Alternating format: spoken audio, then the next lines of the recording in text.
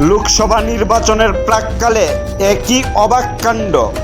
দলে থেকেও দলীয় কর্মীদের নিয়ে যোগদান সভা। হতবাক দলের অভ্যন্তরে একটি মহল। কেন এই নাটক মঞ্চস্থ করা হচ্ছে প্রদেশ নেতৃত্বদের সামনে, এই নিয়েও গুঞ্জন। ভুয়া দল ত্যাগের যোগদান সভা কি বিজেপি প্রদেশ নেতৃত্বদের সামনে নিজের ইমেজ ধরে রাখার চেষ্টা?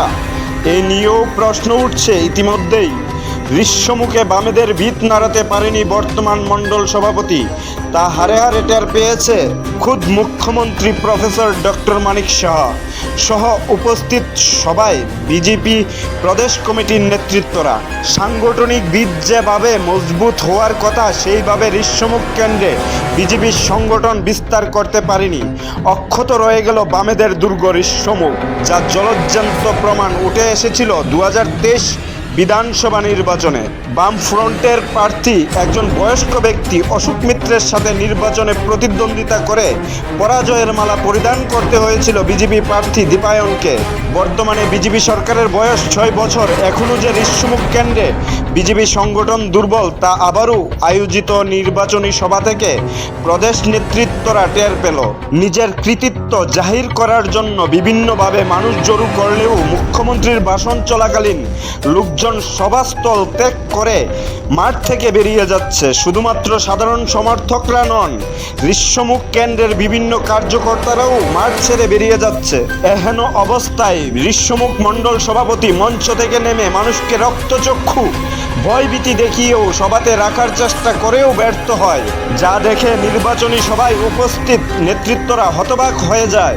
মুখ্যমন্ত্রীর বক্তব্য শেষ হওয়ার আগেই মাঠ প্রায় খালি। তাহলে নির্বাচনী সমাবেশে এই হাল দেখে কি বলা যায় না ঋষ্যমুখ মণ্ডলে বিজেপি সংগঠন একেবারে দুর্বল? একদিকে যোগদান সভার নাটক মঞ্চস্থ, অন্যদিকে সভা শেষ হওয়ার আগেই মাঠ ফাঁকা।